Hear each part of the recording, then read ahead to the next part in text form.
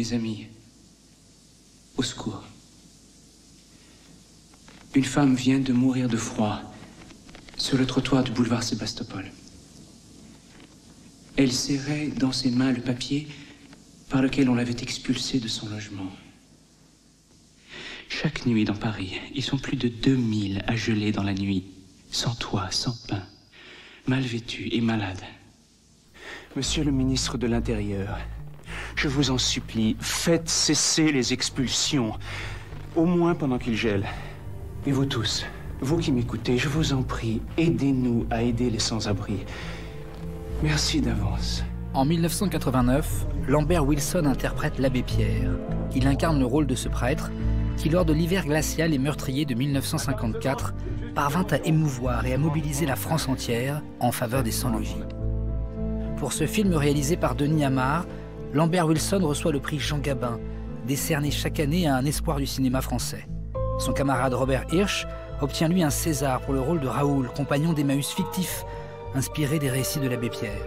Car derrière le cinéma, il y a ce qui s'est vraiment passé. Et derrière le personnage, derrière la Canadienne, la canne et le béret, il y a l'homme. Voici l'histoire vraie de l'abbé Pierre.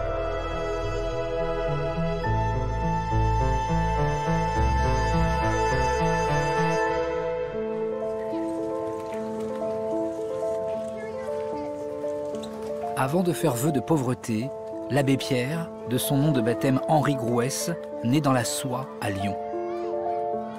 Cinquième de 8 enfants, il voit le jour en août 1912, dans une famille de la haute bourgeoisie catholique de la ville.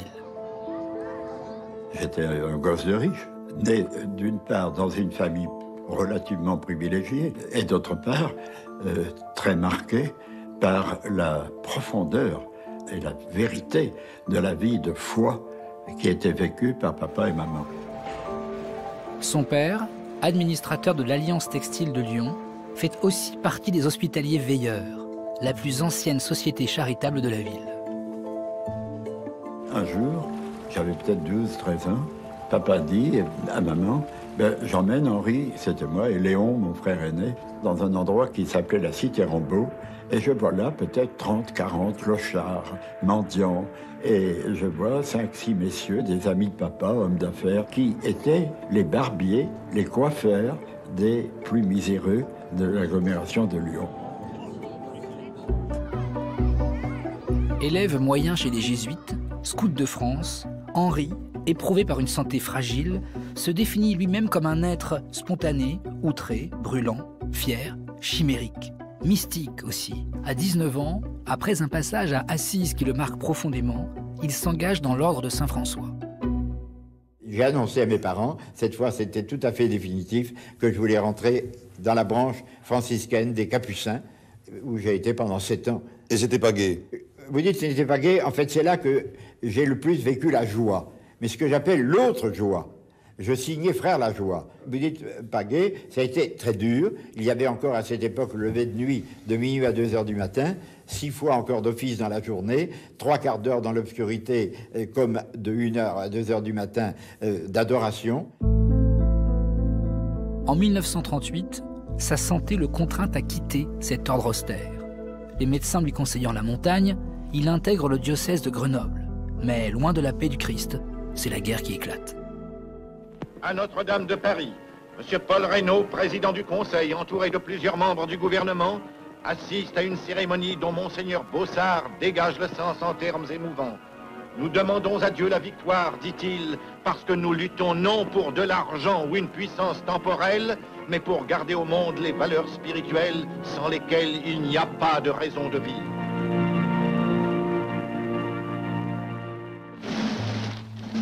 Mais prières et messes n'y suffiront pas. Le 14 juin 40, l'armée du Troisième Reich entre dans Paris. La semaine suivante est signé l'armistice qui établit l'occupation partielle du territoire français par l'Allemagne. La zone sud, dite zone libre, est placée sous l'autorité du gouvernement de Vichy, dirigé par Pétain, qui met en œuvre, dans le cadre de la Révolution nationale, une politique ouvertement antisémite. Il faut le savoir, pour la honte de la France, mais c'est la vérité historique. Les nazis estimaient qu'il n'y avait pas assez le résultat de la grande rafle du Valorum d'hiver, ont exigé du gouvernement de Vichy qu'on en livre de la zone sud. Alors vous étiez vicaire. J'étais vicaire de la cathédrale de Grenoble, et dans la nuit, des hommes ont cogné à ma porte, j'ai ouvert, et je les ai vus sanglotant, et ils m'ont dit, on était dans une réunion chez des amis, en toute sécurité, on était en zone sud, et quand on est rentré vers minuit, les voisins nous guettaient à la fenêtre et nous ont dit, fuyez, on est venu, on a enlevé les femmes et les enfants, les femmes dans un camion, les gosses dans un autre, disparus. Et c'est ce jour-là que je suis devenu résistant. À Grenoble, le jeune vicaire accueille les Juifs, organise à leur intention un laboratoire de faux papiers et le passage de la frontière vers la Suisse.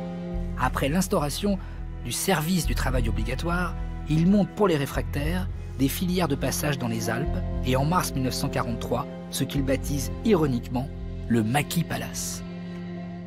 La guerre, donc, je l'ai vécue avec la naissance des premiers maquis du Vercors. J'ai été à l'origine du tout premier dans la Grande Chartreuse, après quoi on a passé, la Chartreuse n'était pas défendable, on a traversé la vallée pour remonter dans le Vercors.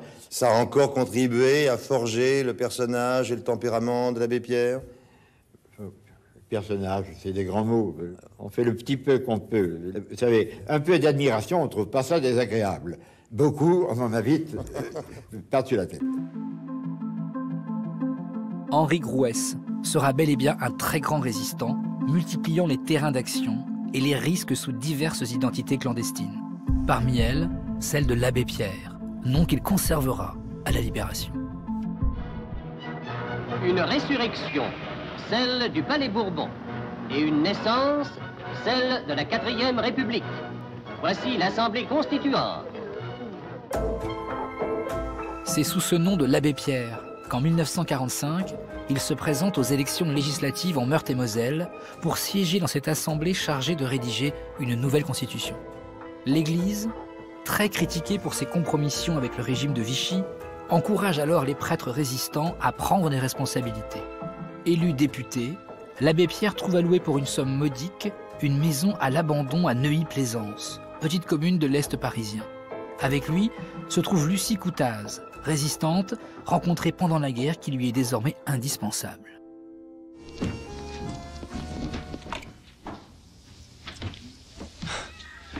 Me dites pas que c'est le courrier. Et si, Tout ça? aujourd'hui il y en a le double d'hier. Bon. Déposé par coursier, Madame Hélène Vanier, propriétaire d'un hôtel à Paris. Ensemble, ils restaurent et réaménagent cette grande maison délabrée qui devient une auberge de jeunesse internationale. Elle est baptisée Emmaüs, nom synonyme d'espérance pour les chrétiens. Mais la véritable naissance d'Emmaüs coïncide avec la rencontre mythique de Georges, premier compagnon, qui passe la porte de la maison en octobre 1949. Vous savez comment ça a commencé? Un homme se suicide parce qu'il n'a plus de raison de vivre, il s'est raté, on m'appelle, bon, il revenait du bagne, il a une situation de famille épouvantable, et il ne veut plus vivre. Et je vois qu'il ne m'écoute pas quand j'essaye de le réconforter, et finalement, parce que c'était la vérité, pas par calcul, j'ai fait le contraire de la bienfaisance. Au lieu de lui dire, tu es très malheureux, et moi, je vais être bon, je vais te donner du travail, un logement, de l'argent, etc., je lui dis, moi, je ne vais rien te donner, mais toi, puisque tu veux mourir, tu n'as rien qui t'embarrasse. Ben avant de te tuer, tu ne voudrais pas me donner un coup de main. Bientôt, d'autres les rejoignent. Des hommes d'abord, puis une famille entière. Car au sortir de la guerre, la crise du logement est terrible. Dans le chaos des villes sinistrées, il a fallu reconstruire, faire large part au provisoire, avec les matériaux disponibles sur place, ou des préfabriqués souvent fournis par l'Allemagne au titre des réparations. Dans ces pauvres baraques, qui ne sont qu'un toit et rien d'autre, et dont le nombre est hors de proportion avec les besoins, des familles s'entassent 4 ou 6 personnes dans une pièce. Le recensement de 1946 évalue à 1 800 000 le nombre de logements surpeuplés. Et dans les grandes villes, seuls 5% des immeubles disposent de toutes les commodités. Les principales difficultés que je trouve dans mon logement, c'est que c'est un logement qui n'y a ni eau, ni gaz, ni électricité, ni water. Et nous avons très loin à aller chercher l'eau, et la descendre et la monter, vraiment c'est pénible. Le problème remonte à loin. Le siècle de l'exode rural, qui a vu le développement des grandes villes industrielles, n'a pas eu de politique d'aménagement du territoire à sa mesure. Cela vient doucement, avec Eugène Claudius Petit, héros de la résistance, nommé ministre de la Reconstruction et de l'Urbanisme. C'est lui qui augmente les crédits du logement social et relance la construction des habitations à bon marché. Mais les chantiers engagés ne suffisent pas et de plus en plus de monde se tourne vers l'abbé. Il faudrait pouvoir vous raconter indéfiniment ce cortège d'histoires tristes, horribles, de tous ceux que j'ai vus défiler chez moi à partir du moment où la rumeur s'est répandue qu'à Neuilly-Plaisance, il y avait un curé député qui faisait des maisons. Car l'abbé Pierre fait plus qu'accueillir. Avec ses compagnons, ils construisent des maisons, improvisent des cités d'urgence. Son indemnité parlementaire lui sert pour acheter des terrains, le plus souvent sans viabilisation, où il monte des baraquements et autres abris de fortune dans la plus complète illégalité. Mon père, il faut regarder les choses en face. Construisez sans permis. Vous allez avoir tous les services de la préfecture sur le dos. Lui, c'est l'hygiène, moi, la viabilité, et c'est qu'un début. Sans permis de construire, c'est illégal. Et eux là, qu'est-ce qu'on en fait, hein? Eux, ils crèvent. Légalement, mais ils crèvent. Si vous ne dégagez pas d'ici, vous aurez procès sur procès. Ah mais qu'ils y viennent. Ah oui, pour l'amour de Dieu, qu'ils m'en fassent un procès. Je mettrai ma Légion d'honneur là, et mon écharpe de député comme ça, et mon école de curé par-dessus le tout. Et j'irai devant leur tribunal. Et je leur dirai, quand la loi est ainsi faite que les travailleurs, avec leur salaire, ne peuvent pas se loger, alors c'est la loi qui est illégale. Mais battu aux législatives de 51, l'abbé ne peut plus compter sur son indemnité parlementaire. Et Mlle Coutaz me dit, père, il n'y a plus rien. On avait vendu tout ce qu'on pouvait au jour le jour. Je ne pouvais pas dire à ses compagnons, aller à l'asile. Ils avaient trouvé une fraternité, une fierté. Je me rappelle un jour, nous remontions dans la nuit, après avoir fini de caser une famille. On l'avait sorti d'un trou dans une cave. Et cet homme qui était un brigand me serre le bras sur le chemin. Puis il me dit, père, un type comme moi, je suis un mauvais homme. J'ai eu une mauvaise vie. J'ai fait le malheur de ma famille. Je suis un bon à rien. Mais quand même... Aujourd'hui, pour la petite famille là-bas qui est si heureuse, c'est nous les bons à rien qui avons fait pour eux ce que tant de types qui se prennent pour des bons à quelque chose, ils n'ont jamais été foutus de faire. Pour poursuivre son action, l'abbé Pierre est contraint de trouver d'autres sources de financement. Par 2 fois, il lui arrive de mendier dans les rues de Paris. Cela se sait dans la petite communauté, alors les compagnons ont une idée. Alors un d'entre eux m'a dit, mais père, vous dites ça, mais il y a un trésor dans la maison. Ah, je dis quoi donc?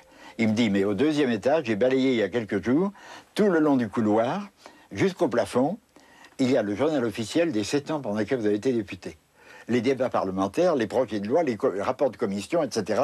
Il y en a des tonnes, et tout le monde sait que c'est propre parce que personne ne l'a jamais lu, et on manque de papier, d'emballage dans les magasins. À cette époque, ça valait très cher, et je sais un intermédiaire, un grossiste, qui viendra vous le racheter très cher. Et c'est comme ça que... Et c'est le premier argent de chiffonnier que nous avons eu, ça a été la vente des lois de la République. À la fin de l'année 1953, les 45 bâtisseurs ont été rejoints par 140 chiffonniers. Pendant ce temps, sous les ordres de la 4e République, les gouvernements se succèdent. À M. Pinet, démissionnaire de la fin décembre, avait succédé M. Maillère, démissionnaire de fin mai, auquel succédait M. Lagnel, que la fin du septennat élyséen condamnait pour la fin de l'année. Malgré l'instabilité politique chronique, le logement est récemment devenu l'une des priorités de l'État avec l'ambitieux plan Courant qui prévoit la construction de 240 000 logements par an. Mais, en cet hiver 54, il y a urgence. Aux environs de Paris, il a fallu faire appel aux chasse-neige. Dans de nombreux départements, les communications routières sont difficiles. Le froid qui s'installe en France est terrible. Mais le Parlement rejette l'amendement prévoyant d'affecter 1 milliard de francs à la construction de logements d'urgence. Dans la nuit du 3 au 4 janvier 1954, un bébé meurt de froid, cité des Coquelicots. Sous le choc, l'abbé Pierre décide d'écrire au ministre du Logement et fait tout pour faire publier sa lettre dans un journal que lisent les gens qui ont chaud, Le Figaro. Écoutez.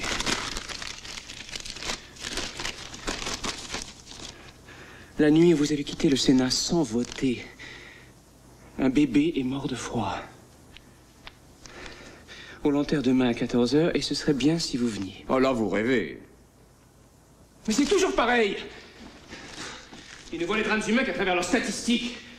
C'est pas devant les chiffres qu'on pleure, c'est derrière les cercueils. La lettre parut le lendemain, et on vit ce spectacle, sans doute unique au monde dans les temps modernes.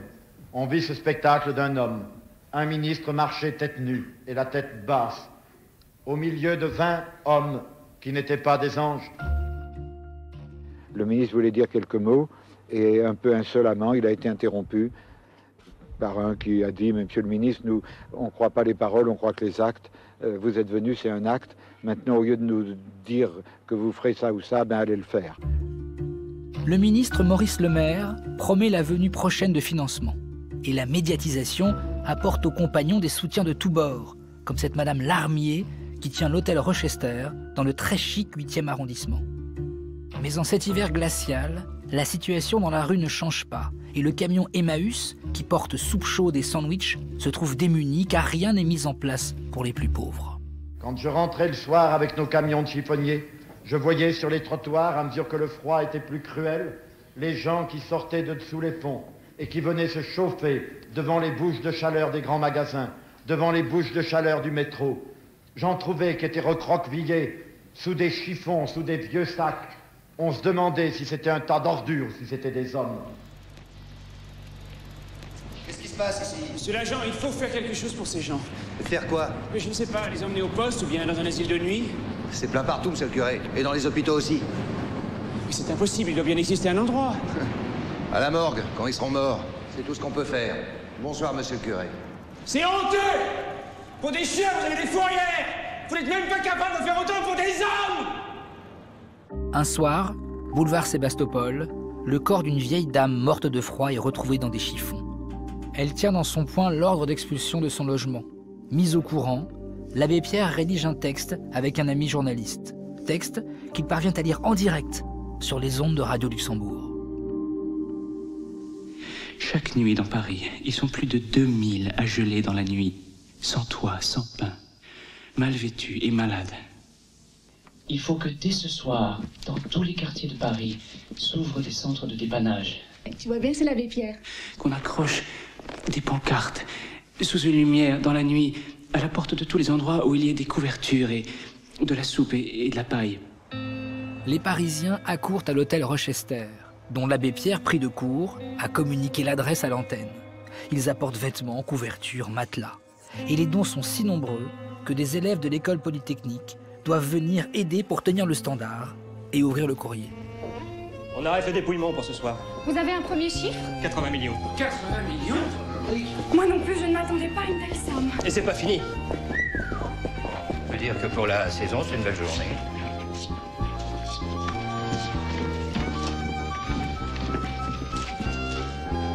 Mauvaise nouvelle. 1500 chèques endossés. 1500 chèques? C'est la meilleure mauvaise nouvelle que j'ai jamais entendue de ma vie. Et il y a encore tout ça. Et tout ça. Alors, ce fut de partout, aussi bien des riches que des pauvres, que vint cette réponse magnifique. On voyait des gosses qui arrivaient, qui vidaient leurs tirelires. Je vis des gens qui enlevaient leurs bagues et leurs bijoux et qui venaient nous les donner. Répondant à l'appel de l'abbé Pierre, le ministre de la Reconstruction lance les cités d'urgence. Il faut arracher aux taudis et aux chambres surpeuplées ceux qui n'ont qu'un salaire modeste. Déjà des fondations, des murs sortent de terre pour ces logements de première nécessité qui seront des logements sains et durables. Et là, il y a un point très très important à dire. Le Parlement s'est réuni d'urgence alors qu'il était en congé, et à l'unanimité, de l'extrême gauche à l'extrême droite, on a voté 10 milliards. Cette insurrection de la bonté a un retentissement international, touchant tous les pays et tous les milieux. Mobilisation générale de la presse à Paris autour de l'hôtel Crillon à l'occasion de l'entrevue historique qui a réuni l'abbé Pierre et Charlie Chaplin. Celui qui a incarné si souvent les déshérités de la vie a remis au protecteur des déshérités une somme de 2 millions pour ses œuvres. Grâce à Charlot, il y aura cet hiver un peu moins de misère. Grâce à Charlot et à des dizaines de milliers d'anonymes, Emmaüs se développe avec la création de sociétés de construction qui achètent dès l'hiver 54 des terrains dans toute la région parisienne. Le froid a passé, le problème demeure. Celui qui nous a ouvert les yeux multiplie maintenant les démarches. Telle la puce, il harcèle ceux qui, au pouvoir, avaient ignoré les plus souffrants. Sur le plan politique, les choses bougent enfin. Grâce à l'abbé Pierre, la trêve hivernale qui empêche les expulsions pendant les mois les plus froids est inscrite dans la loi de 1956. L'intervention publique permet enfin l'accroissement du parc immobilier et l'amélioration des conditions de logement. Alors que les grands ensembles poussent sur le territoire, l'abbé Pierre cherche à faire développer un modèle de maison à construire en série. À Paris, sur les berges de la Seine, s'édifie en moins d'une journée devant son promoteur, l'abbé Pierre, la première d'une série de maisons préconditionnées construites grâce aux résultats d'une campagne de solidarité sans précédent. Mais cette maison des jours meilleurs, conçue par l'architecte Jean Prouvé, le plus parfait moyen d'habitation selon Le Corbusier, ne reçoit pas l'agrément de l'État. Seuls 5 exemplaires seront fabriqués au total. Les jours meilleurs devront attendre. Sur le plan privé, l'abbé Pierre, épuisé physiquement et nerveusement, doit être longuement hospitalisé. Ça va mieux, mais je suis incapable de porter le fardeau d'une manière quotidienne, constante, jour et nuit, comme je l'ai porté si longtemps. En vérité, les plus grandes extensions, les plus grands développements, il faudrait du temps pour les décrire, se sont faits pendant la période où j'étais plus bon à rien, où je ne tenais plus debout. Même sans l'abbé, et par-delà les conflits internes, Emmaüs parvient à se développer.